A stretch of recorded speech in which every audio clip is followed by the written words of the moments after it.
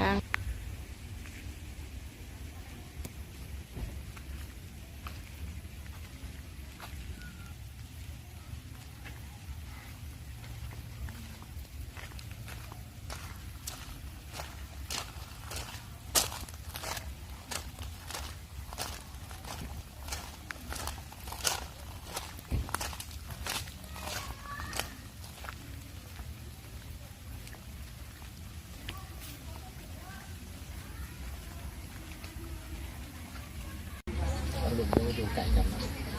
มาทางนี้แม่ลูก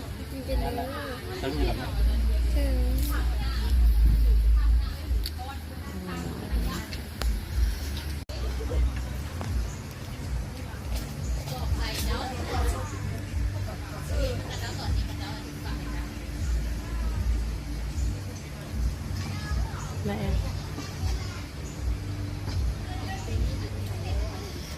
แอน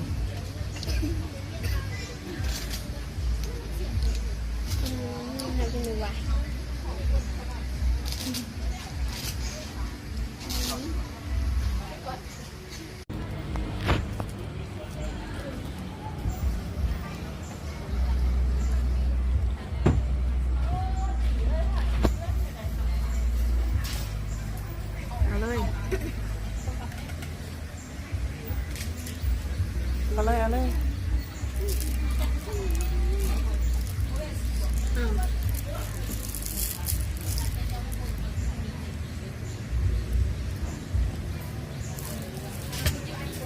จะน้องให้ไปยางรอไทย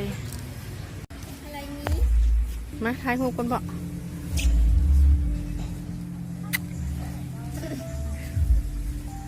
ไปคอยย่างไว้ไม่ไทยหู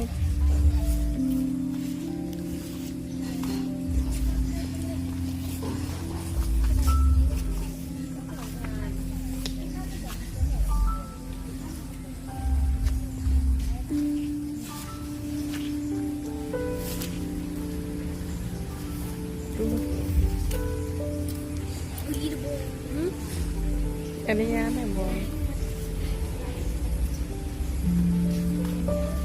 อันนี้เป็ดเขาไปนั่งอยู่ตั้งไทยหูงามๆแบบนี้เนาะนี่มาไกลเนาะเด็ดได้เนาะครับ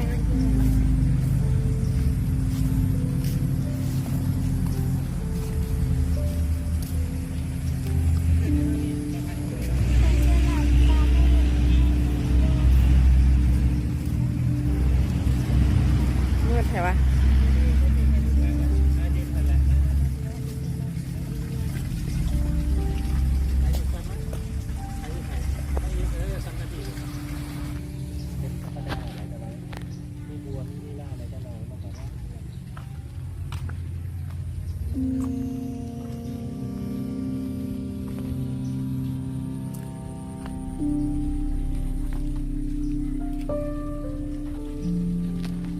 รับแสงขึ้นให้แม่นั่นแหละ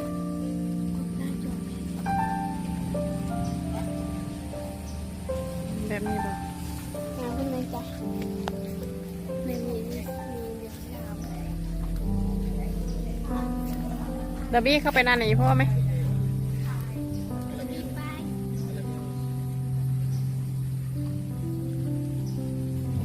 เลื่อมคนบอกว่าปรับน้อยนึงดันเลยงามบอก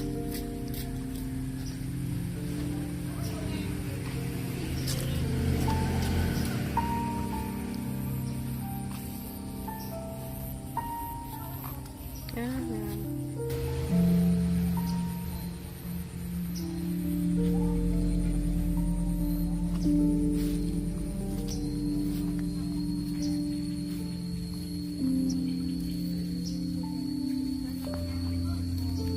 แต่ใกล้ๆยังบ่อาดไปไทยมาแต่ว่าบุคคลไทยไม่บริคตที่ก็ตอนเด็กยับ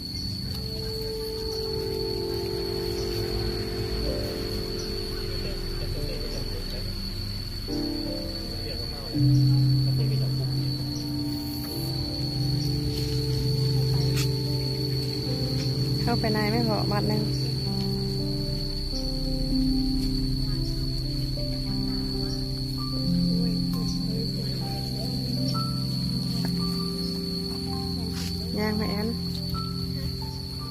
ต้นหญ้านี่งามแท้ มันมีหิมะ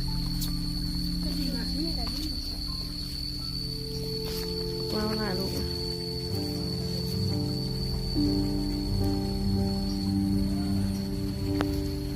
โอ้ยป้าเลย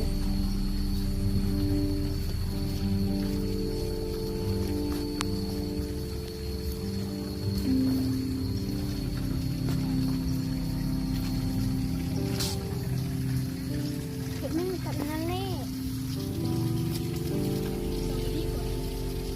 เอ็นลูกเป็น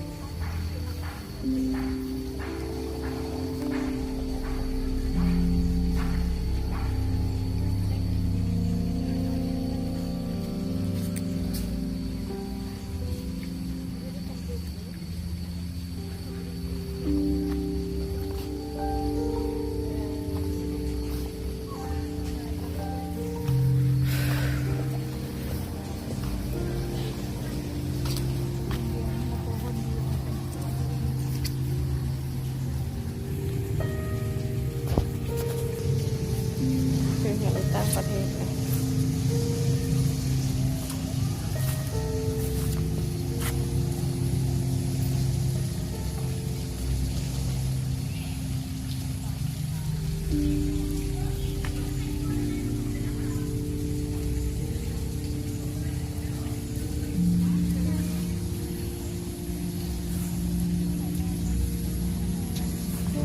แอน